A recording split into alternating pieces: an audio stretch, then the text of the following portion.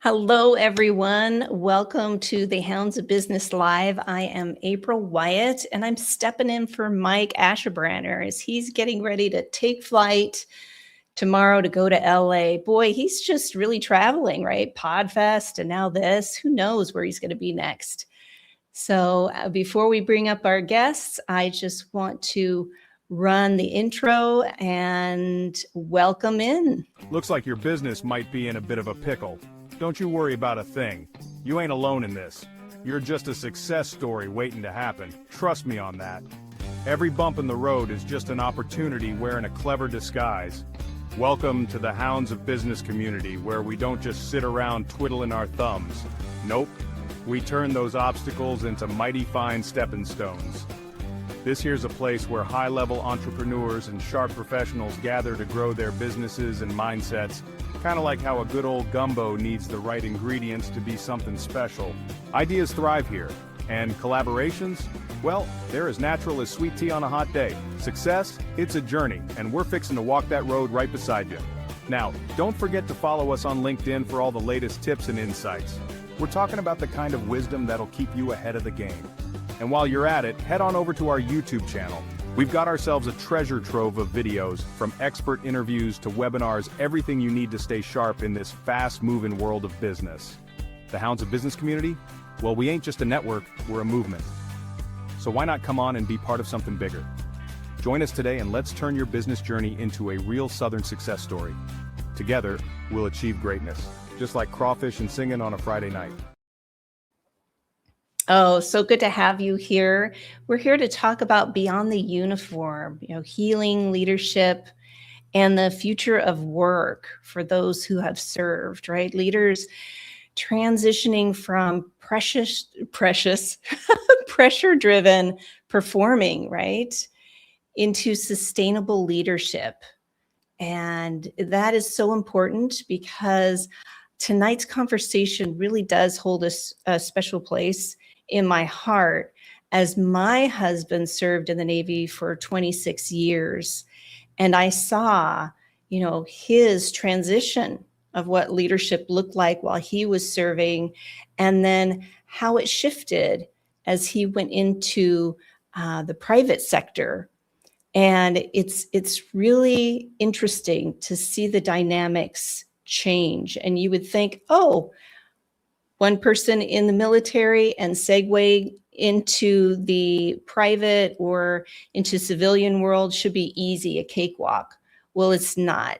It is not. It takes a lot of courage and commitment to rediscover who you are and to understand how different environments work, how different systems, right? How different people and programming works as well. So this is one of the many reasons why I love the Hounds of Business Network, because we bring forward real conversations that aren't polished, right? We sit down for these conversations that are relatable and look beneath the surface of titles, and understand the human experience that we're bringing forward behind. That's what leadership really is. So that's what we're doing here tonight. And each of our guests bring a perspective shaped by services, by their responsibility, and also by those really key moments where it asks them to grow in ways most people would never see. So one of our guests is Christopher Colombo. He spent years at the intersection of medicine, leadership, psychology, and military service. In fact, he's still an active MD, which I find is fascinating. And his experience reaches into the places where pressure is constant and decisions carry the real weight, right? He brings depth and insight to what leaderships and leaders really looks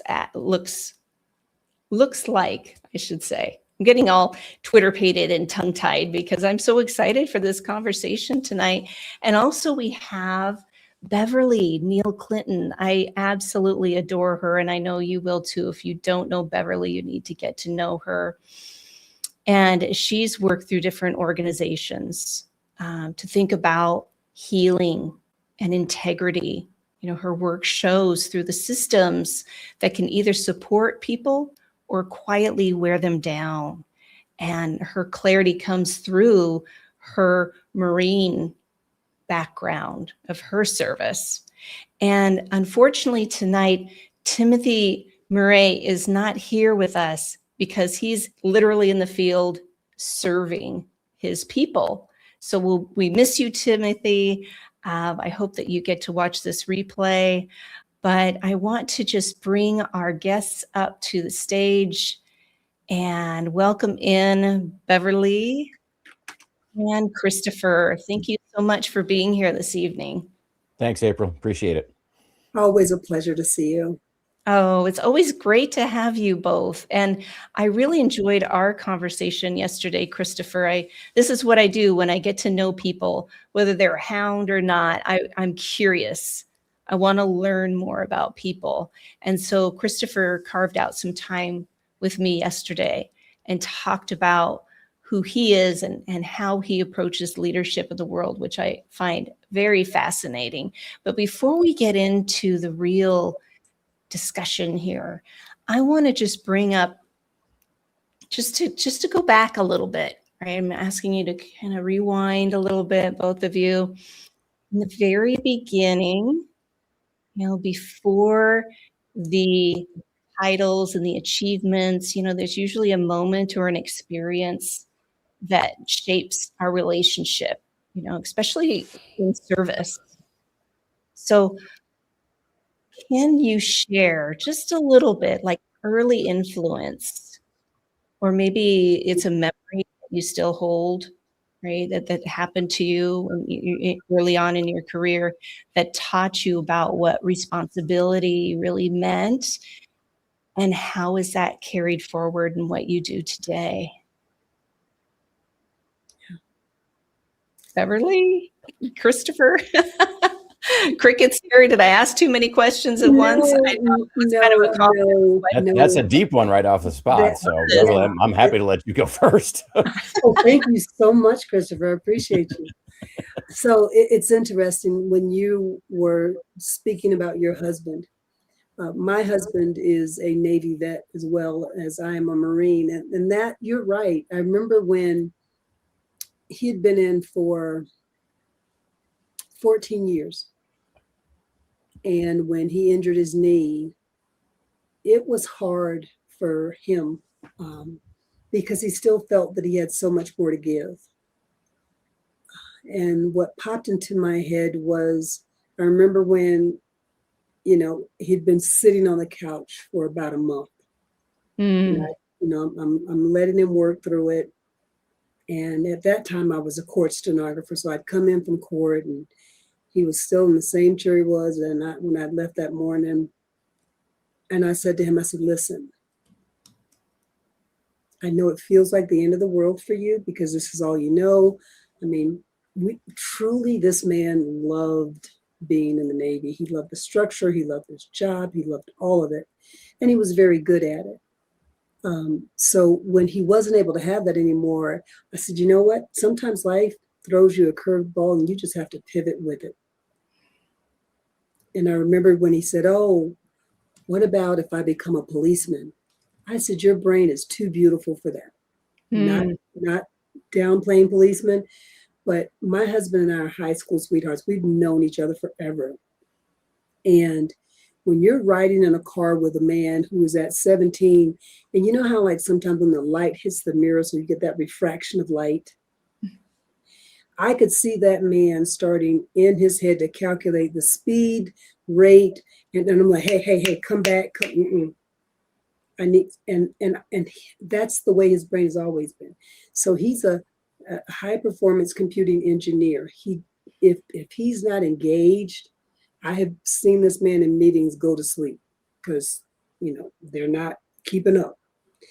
So for me, it was seeing this amazing person falling into the doldrums because his life changed. And it wasn't just affecting him, it was affecting us.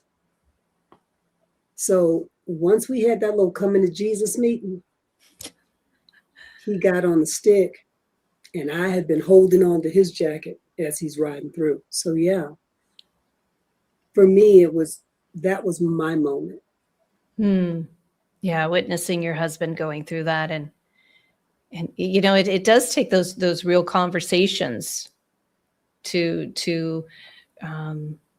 you know, find a way, find that inspiration, right? Mm-hmm. Yeah. Christopher, I'm curious about you, and, you know, if there was an influence or a defining moment that taught you what responsibility really meant when you were in the service.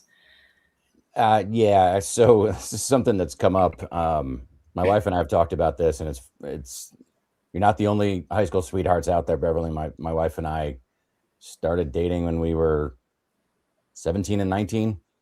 Wow. And it's been a minute. I won't say how many minutes, but it's been a minute. We were at 14 and 16. Wow. So it still does happen. What was funny though was we had repeated conversations, whether it was attending each other's graduation. Frankly, on the way from the church to our reception after we got married, you know, medical school, I'm like, do you feel any different? And she said, you know, no. And, you know, both of us just sort of, I mean, she was never really a smart ass teenager. That was my job.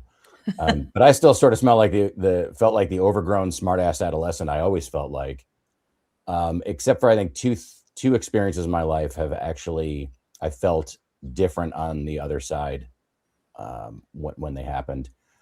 One of them was deploying, you know, as part of my service.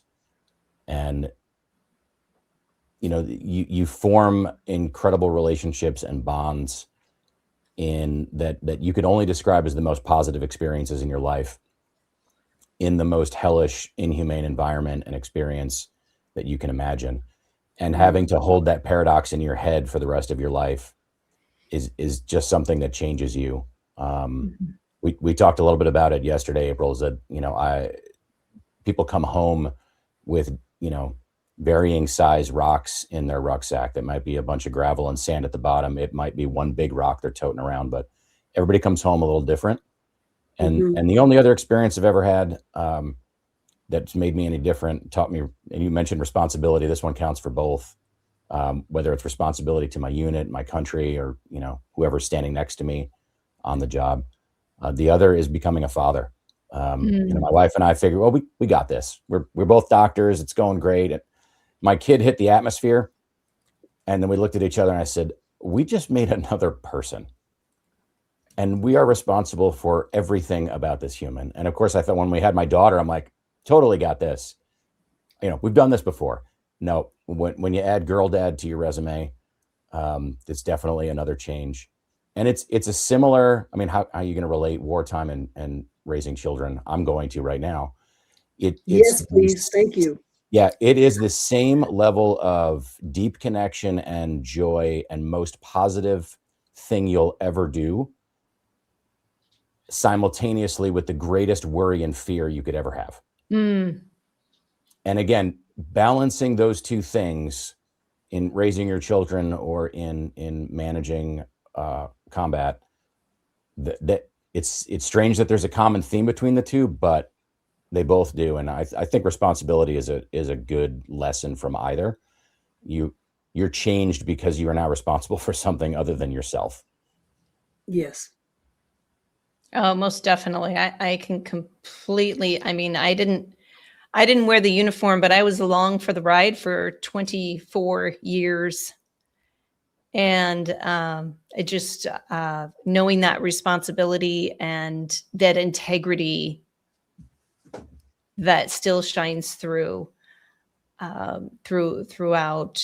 as you said, Christopher, throughout, you know, raising children, Beverly, you know, engaging with your husband and being that person for him. Leadership doesn't just fall away because of the uniform or a badge or a title or retirement happens. As you both have, you know, quote unquote, somewhat, retired from the military or shifted away from that.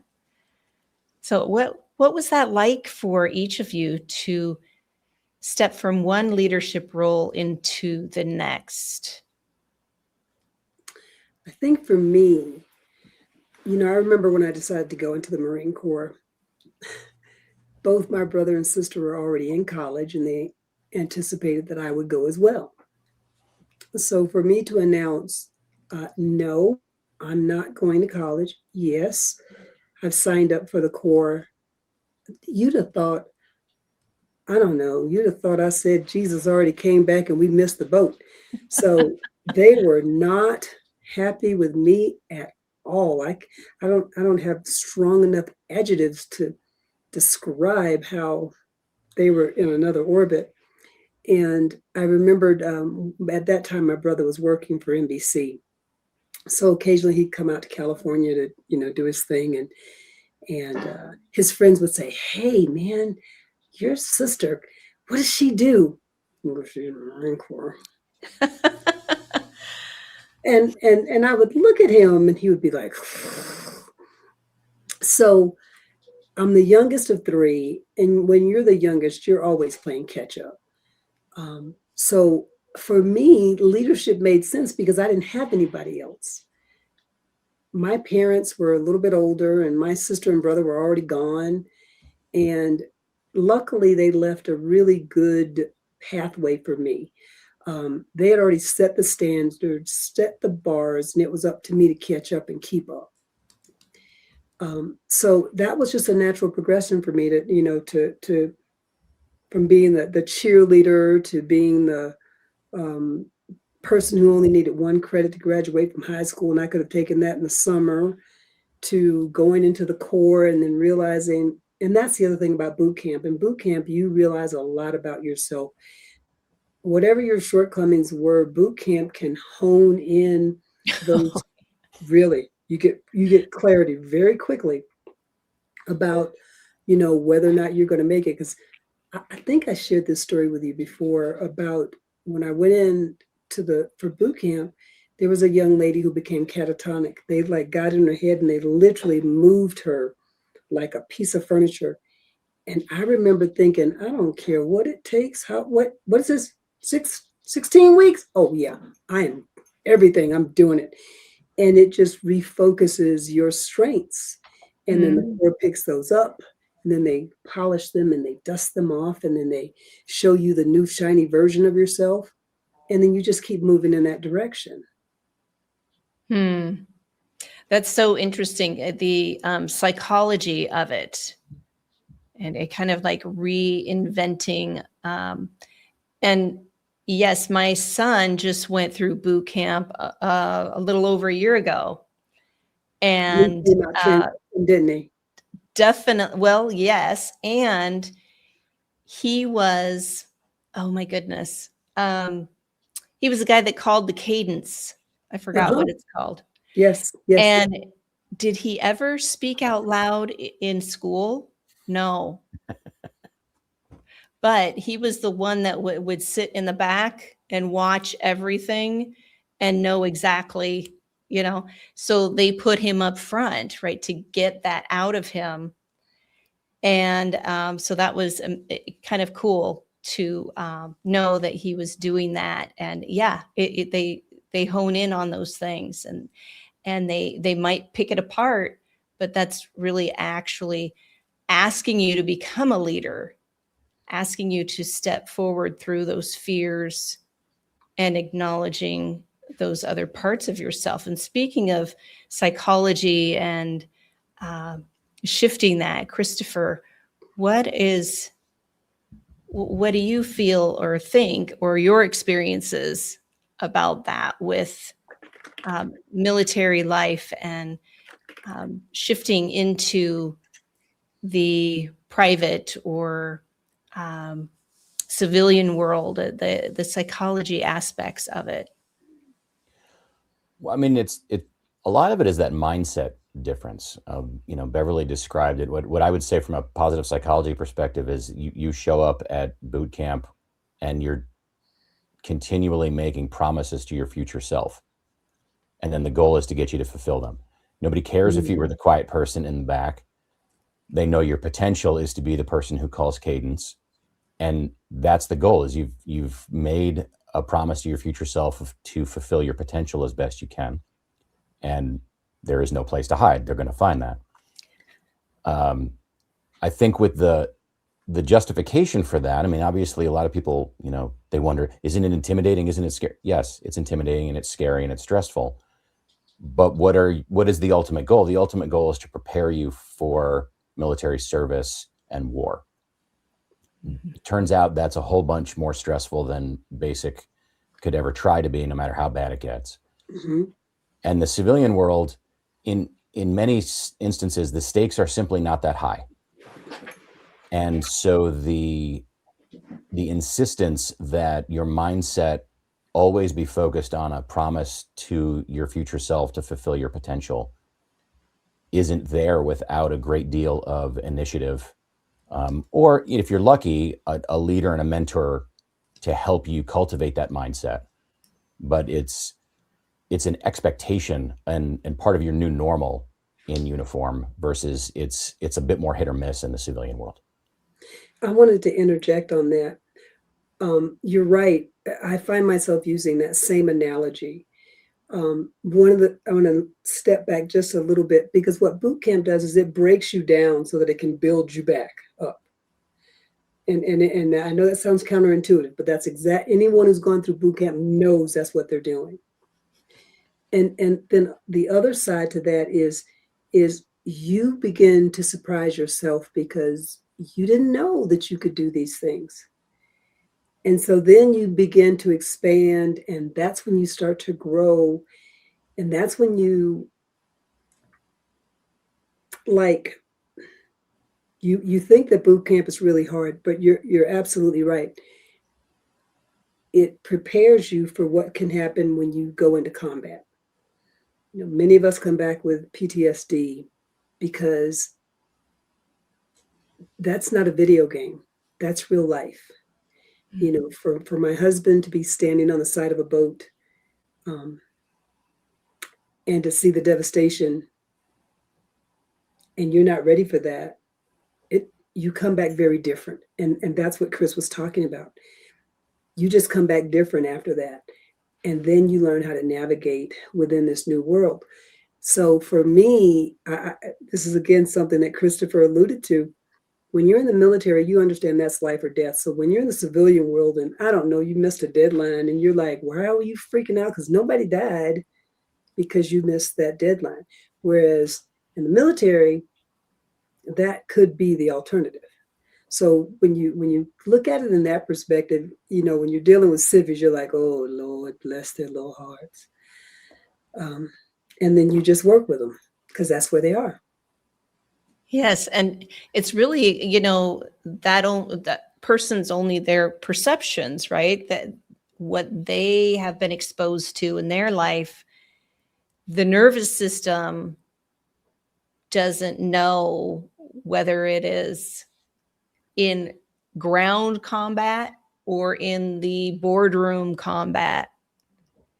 And it's going to behave and take over, right? You got that wonderful amygdala that just puts you right in that fight, flight, freeze, and has you show up that way, very reactionary, protected, just being in that space.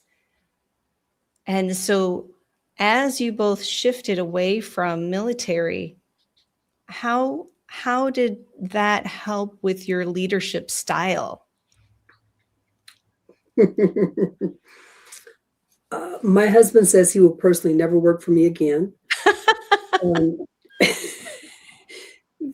Because my mother used to say, if you can't do it right the first time, when do you have time to do it twice? So I and then being a court reporter, writing for people at 95% accuracy at 225 words a minute, you just kind of have this way about you. And as my husband said, when I was a court reporter, he walked into a convention that we were having once, and he said, "Oh my God, I thought only you had this personality. It's like it's a room full of you." I think for me, the military clarified how I see things. Um, I'm a bit more binary now. It's like either it works or it doesn't. And if it doesn't, that's really okay, because we need all kinds to make the world go around. And my husband does remind me that I can't use my litmus on everybody else. That's not the way it works. So I just, I just want it done to the best of your ability. I want you to be efficient, and I want you to make an impact so that if you engage, someone can say, you know what, my life is a little bit different and a little bit better now because she showed up. I don't ever want anyone to say, God, don't ever work with her again. That would hurt me to my heart. And I would have to be like, unpacking that to find out why, what happened. Because we all have process improvements, but you kind of know what your areas are, and then you tweak those just a little bit so that it becomes even more efficient, more effective, more of a complement to what you're doing. So that's what it's clearly done for me. Yeah, we're all a work in progress. Yeah. Yeah. How about you, Christopher? How has working or being in the military, influenced your leadership style? How does it continue? Or as Beverly said, shift and my leadership style shifted dramatically while I was still in the military. And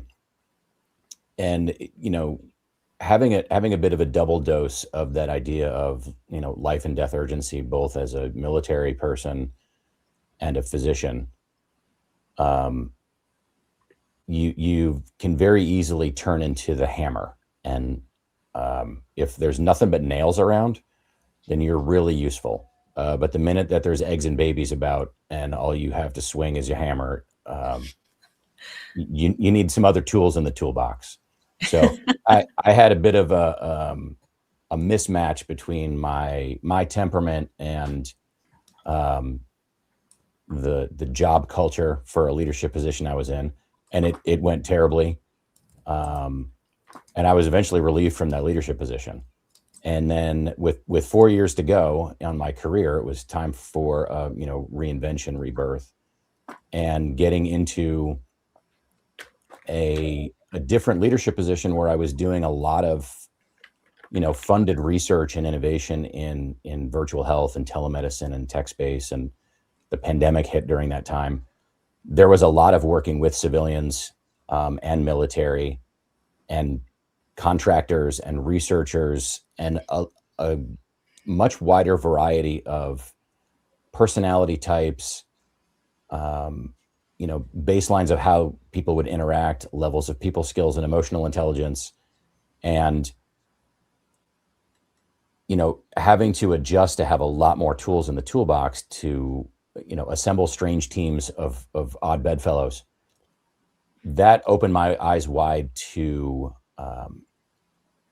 being ready to lead and mentor and develop leaders and mentors as a civilian, because this happens to medical personnel all the time, happens to military personnel, as Beverly alluded to, or in high precision professions like court reporter or something, where if your pharmacist miscounts that dose, that's okay. No, it isn't. It really isn't.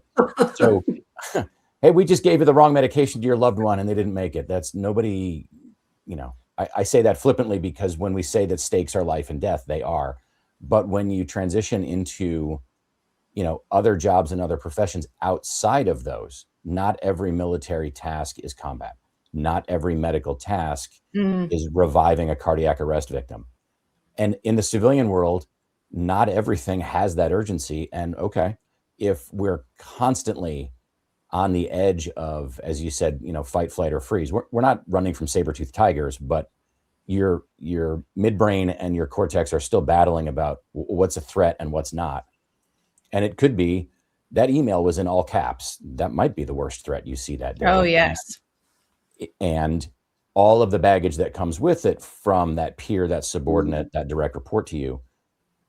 And then pausing, some mindfulness, some awareness of your body and breathing so that you can get your cortex into the game and not just the amygdala, and stop and go, okay, is an email ever life or death?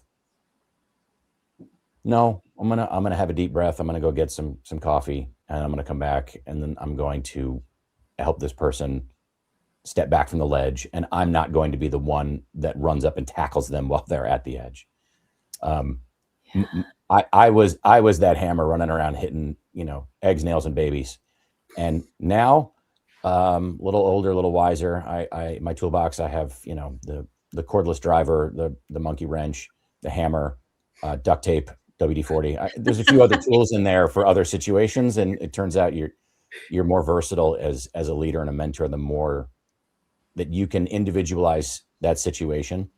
And, to key off what Beverly said, there's a thought that when you are, humane and calm and non-urgent in your approach, that you are now inviting in substandard performance, or, that it's okay if that court reporter is, 86% accurate. It is not, but is hitting them over the head as hard as you can the way to get them to 95, or is figuring it out with them together collaboratively as a mentor that's interested in their growth, that's engaging with them with, an unqualified positive regard? Is that more effective? And that is honestly my partner at my blog, Paul. He was a very important peer mentor for me. He was my intern 100 years ago, and then was a peer of mine when I was going through my career calamity, and was finally the person to get through to me, where he just stopped and he said, look, every time you're going to open your mouth, ask yourself this question: do you want to be right, or do you want to be effective? Nice. Yeah. Yeah. That's on Post-it notes on my computer, on my journal. And that's just, that's the single most useful phrase. And that's why I call Paul a peer mentor. We've gotten each other through a bunch of things. And that's the kind of thing where you're like, oh, there's a difference in winning versus being effective. Okay, I know which one I'll choose, because if I'm effective, then the odds are my team, my partner, my protege, my organization's going to win, even if I don't personally. Yes. And that's what a real leader is. Okay, it's not about being right. It's about the whole team and working together towards that cause. And Beverly, I know that what you're doing with Tim is just that, with the healing for wounds. And this is the healing aspect of this conversation too, as well as your practice, Christopher. So Beverly, can you give more insight to healing for wounds? How did that come about with you and Tim?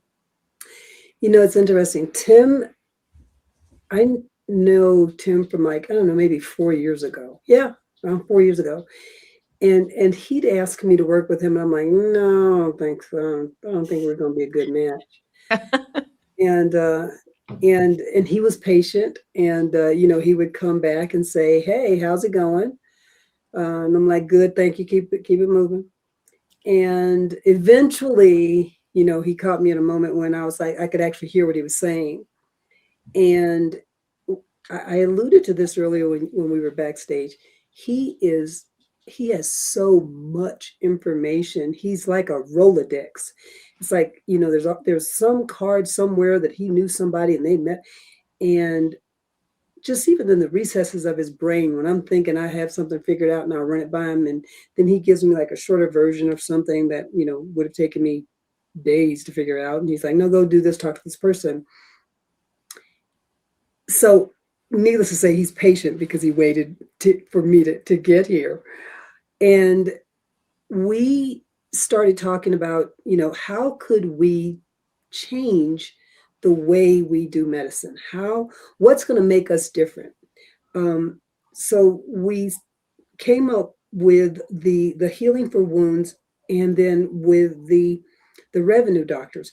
And the whole purpose of that is here in the state of New Mexico, and Christopher and I have talked about this earlier, we're known as a medical desert here because we're losing doctors.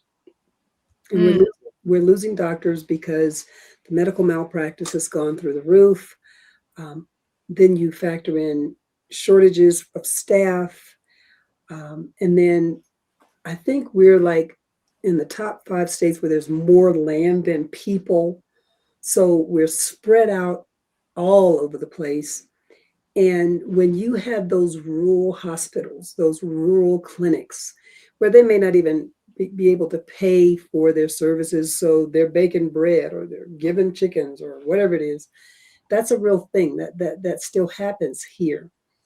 The doctor's been there. That same doctor was there to deliver you. That's now delivering your children's babies.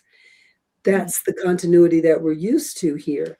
And so when we saw that being affected, we said, there's got to be a better way and another way, another alternative for us to make a difference. So with chronic wounds, what ends up happening, it affects everybody. It's not just one person. It's the person, it's their family, it's the community, it's how they present. And when we were able to find out that there are programs within Medicare that will actually reimburse the doctors so that they don't have to amputate, because an amputation, Chris, correct me if I'm wrong on this, it's like $6 million. So when you're looking at an amputation, now you're drastically changing that person's quality of life, how they're going to navigate, how they show up, their mental psyche, how they navigate in the world. When we're offering you an alternative to get you back to your life within 6 weeks or less, that's for you. That's all for you. And then the doctor's compensated within 6 weeks or less. So that's additional revenue for them. We've taken the heavy lifting because we do all the things that you don't want to do, but you've left $187,000 on the table that you didn't even know about. So now we're helping you to go garner that. So we're bringing money back in. We're contributing to the patient so they can get back to their life. We're giving the doctors money that they didn't even know they had. It's like a win-win-win. And then we're actually able to change the community. We're actually able to change the community because now the people are healthier. The doctor has more funds. They're not short-staffed and running around. And it's not like that's an isolated thing. It's not like, oh, it just happens every once in a while. No, that unfortunately is our new normal. So that's where, again, telehealth comes into play. That's where having therapists comes into play. Mm-hmm. That's where we all have that phone. And there's an app on the phone. It's called Selfie to Healthy. You literally take a picture of your face. Chris is nodding, and it reads on a subcutaneous level, and it's like 95% accurate. So that's your blood pressure, your heart rate, all of those things that you would normally have to go through if you're in triage, and bam, you know exactly where you stand. That's what I mean when I say we have got to do things differently, because if we continue to, what did Einstein say? What's the definition of insanity? Yes. That's it. So that's, we just said we can do better. We can, and even with Tim being out right now, we really do take pride in servicing our people. When you're at somebody's house and you're talking with them about a policy, they're trying to give you pozole, you're like, all right, fine, because I hadn't eaten today either. So that totally works for me. Let's do some pozole and carne asada. That's when you know that you're more than just their agent. You're a trusted source. You're someone that they can talk to, and they know that you've got their back. It's so important, that trust factor, isn't it? Mm-hmm. Especially with health. Mm-hmm. Yeah, like Chris said, you can't be You can't give them the wrong medication. Go, oh, I'm sorry. That so doesn't work. Hey, Chris, I saw you nodding when Beverly was talking. Yeah, Your it's thoughts? amazing that she's found a way to kind of square the circle of uh, fixing a problem, preventing a problem from getting worse, and the doctor getting paid for it, and the patient getting well. I see the very worst end of what happens in chronic wounds when they don't heal in the intensive care unit, Mm, because eventually that person gets septic, and it's not just a matter of how do we manage this wound in the office. It's how do I return this person to normal organ function, and then we'll worry about what the long-term plan for that wound is if they survive this. So it's not a trivial problem by any means. And the model in healthcare reimbursement is very much skewed towards, well, we know that when they amputated, they did a thing, so we'll pay for that, versus you prevented complications from happening, but you didn't have to do much to do that, so we're not paying for that. mm, So what's really innovative and impactful about what she's doing is finding a way to prevent all kinds of downstream complications and terrors to restore someone to health in a much less invasive way than when it's at the other end of the spectrum where I work, and allowing that physician in their office to have then the the freedom and the margin to be able to do other things that maybe aren't reimbursed so well, because it's always the thing in private practice, particularly in clinics and offices, that you're going to be robbing Peter to pay Paul at some point in your reimbursement, right? You are going to be doing something that is important and impactful and fulfills your oath and takes the health of your patients to be paramount and doesn't pay worth a darn. And you're going to be figuring out some other revenue stream to keep your lights on, keep your staff hired, so that you can do and be available for all those things.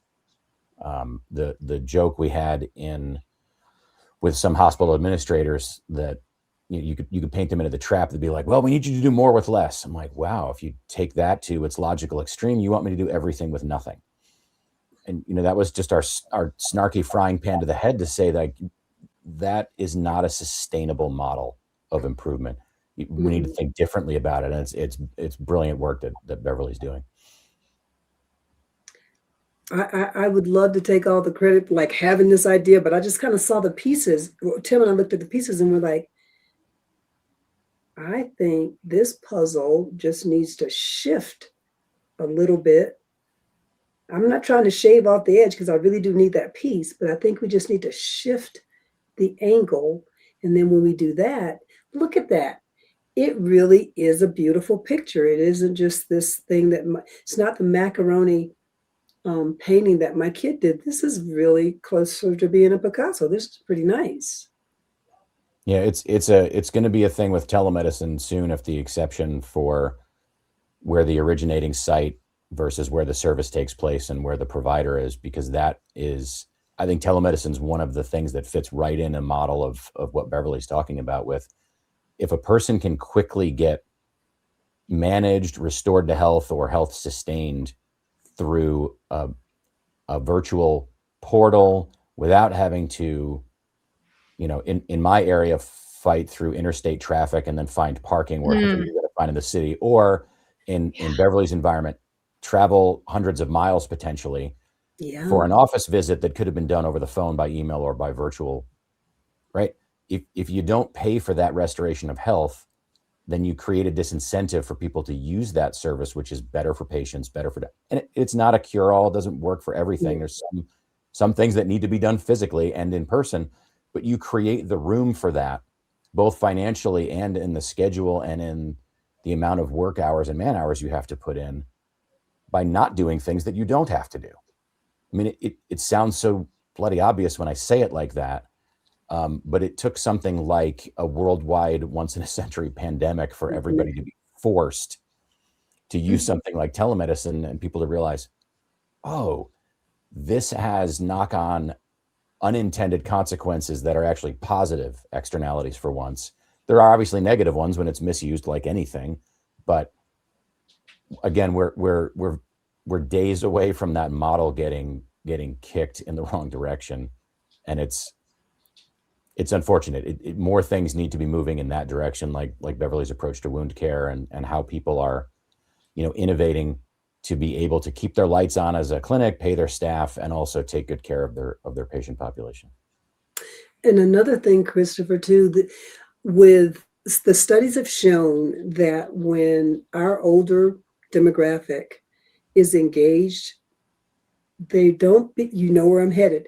Mhm. The Alzheimer's and the dementia doesn't come into play as fast. So with telemedicine, we are able to have therapists who actually call the patients at least once a week, and they're engaging them in conversations. They're finding out how they're doing. If there are any problematic areas, they let the doctor know. What does that do? That lowers the readmission rates for hospitals. It keeps the doctor in the loop so that all they're doing is making calls to follow up. And sometimes the patients even tell the therapist things that they don't even tell the doctors. All the time. So there are these relationships that are being created so that if and when the patient does need to come in, everybody's in the know, and you're not like trying to remember, did I tell them about and did I remember to do? There's none of that. And as a result of that, the doctor's star ratings go up, so his bonuses go up. Right now, they're being penalized anywhere from 9 to 12% because they're not doing the annual wellness visits, which again are part of the things that they hate to do, but that's leaving a lot of money on the table. That's why I said we do the grunt work. We do the heavy lifting. All you have to do is at the end of the day, look and see who we said needs your attention. And again, the patient now says, oh, my doctor's more engaged. He knows what I'm going through. And the patient's like, okay, I've already said everything. It's just with communication, there is a send and then there's a receive. The great part is, again, in the middle with the acknowledgement. And that's what this does. This keeps everyone in the loop. Yeah, and we were pleasantly surprised with the ease of adoption. There was, older people aren't going to use technology. They're using it, right? Take some extra time. And, my father is very fond of telling me this still in his 80s. I didn't get old by being stupid. Okay. I love that. The approach for the amount of just preconceived notion that cuts off good ideas. That's one of old people will never use technology. You know what? The generation that invented this stuff we're now getting into our 50s and 60s, folks. So yeah, old people will use it because we all have been. And in terms of outreach, health equity, there's a great chasm between rich and poor in this country. But by survey data and census data, there is not a huge chasm in who owns a smartphone or an internet capable device. So true. And even in population dense centers where you may have large economic gaps, you got good internet coverage.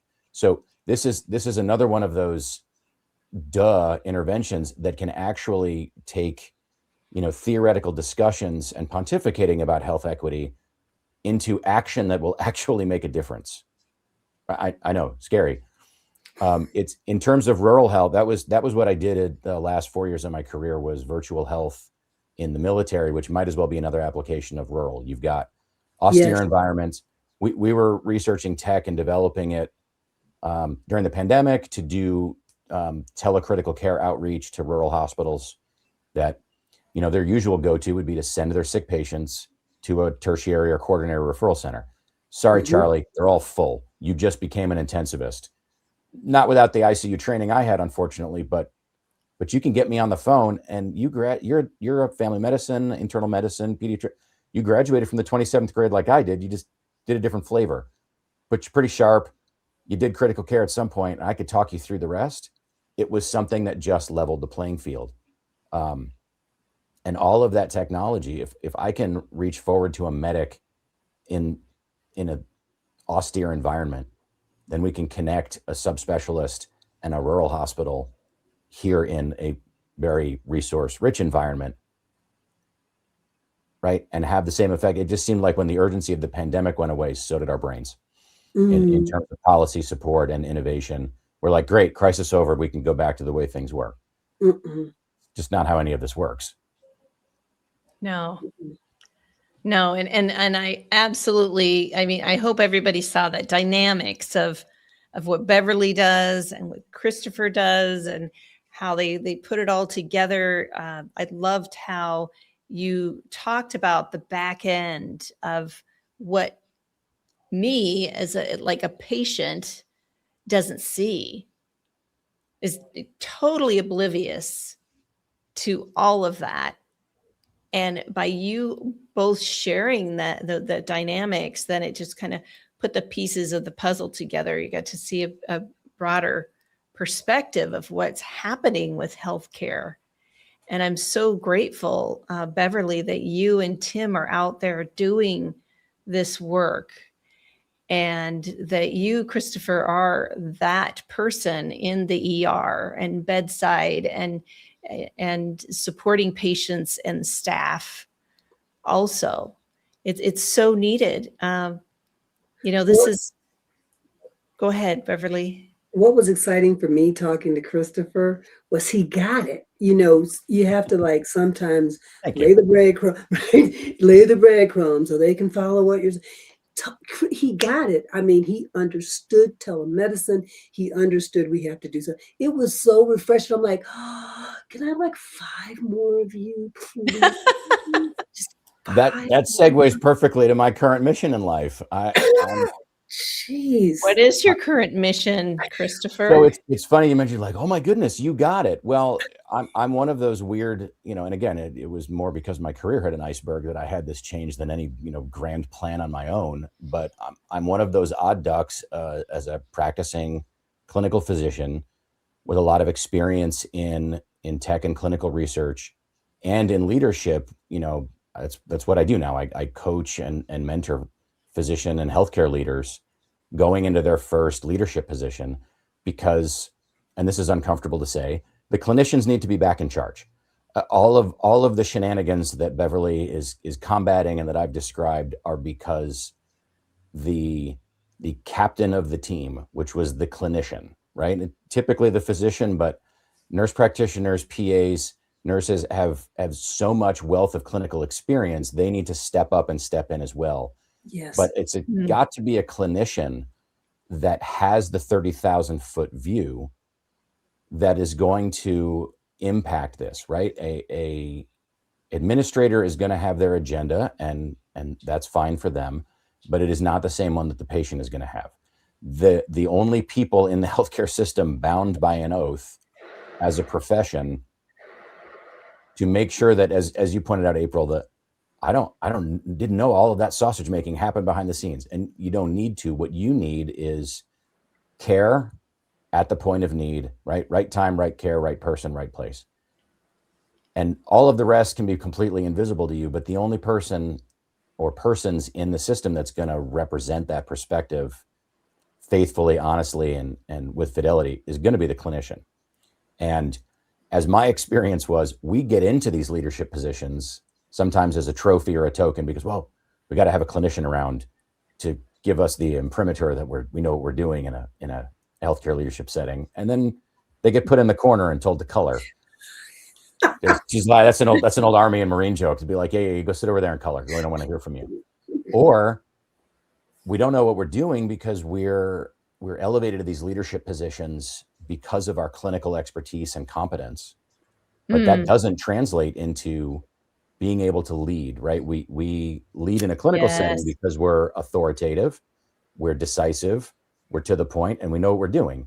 And when we treat non-urgent situations like that, then we don't look like competent leaders, and we haven't learned, again, all of the different tools in the toolbox. And it disqualifies us from a lot of leadership positions or from excelling in them. And the ones that do stay, they stay so long, but they can't affect change because they may be the only clinical voice representing that patient perspective and that clinician agenda, and they just burn out. So if I'm really going to throw down the gauntlet and say, I'm sorry, the adults need to be back in charge, okay? Pull the car over, right? Mom or dad needs to drive now, and you had your chance, get in the back seat. Clinicians need to lead. Well, then we need to lead competently, and we need to know not just how to be authoritative in clinical situations at the bedside when there is a right answer, but how to motivate and inspire and develop Yeah. when there isn't a right answer, because and we're not the smartest person in the room anymore, and someone on our team or someone's together on our team are going to come up with the best answer if we help develop it out of them and empower them. And that's just not something that develops naturally from a bedside career. Yeah. But I want my cake and I want to have it eat too. I want there to be competent, comfortable leaders and mentors amongst clinicians, because I think that's the best way forward we have for making a very broken system a bit less broken. Yeah. So you were touching on something right there, Christopher, and I'm curious about like burnout, right? Because Mm. of not having the leadership skills or having all that pressure put on one person. How do you work with them to support them, to avoid burnout or to inspire them, just as you were saying? It really depends. And I mean, burnout is the word. I detest it because not because of the word, but because of how it's misused. Everyone thinks that they know what burnout is. And burnout is like any other set of symptoms or a syndrome. It has an underlying cause that may be very individual for the person experiencing it. I have a good colleague that actually conducted some formal research on this rather than just, making it up as she goes along, and found that amongst, narrow population, amongst physician leaders, that the main themes in burnout were a loss of clinical identity, a lack of support and mentorship, and a lack of leader development going into the leadership position.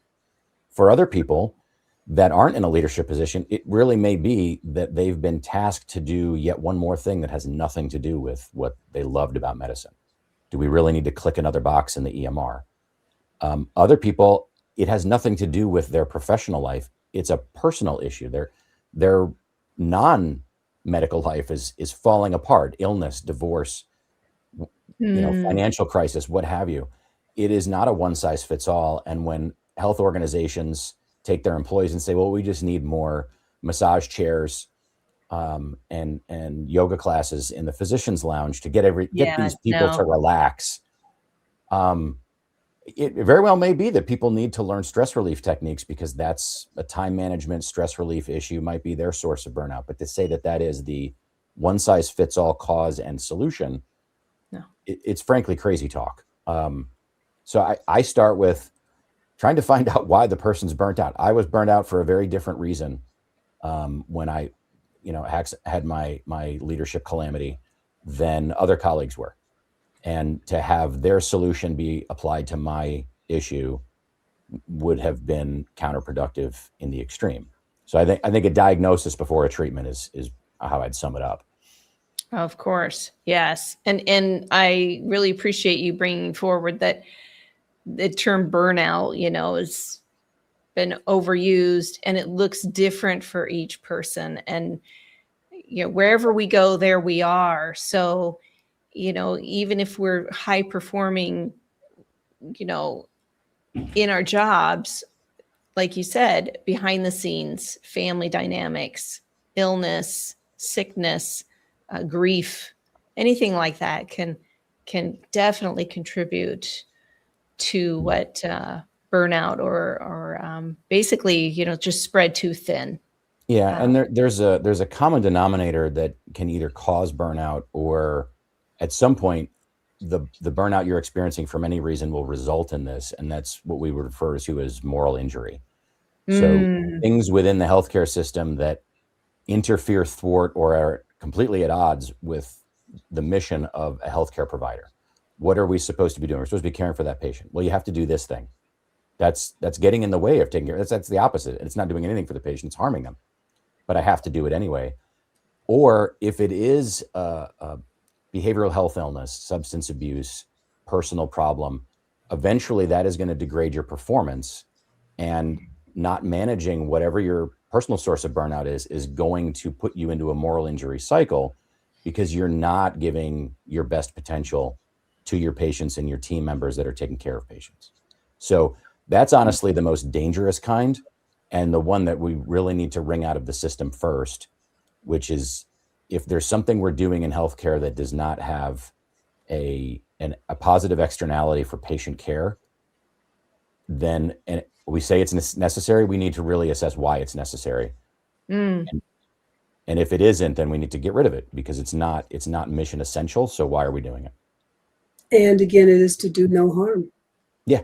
Wouldn't that be nice?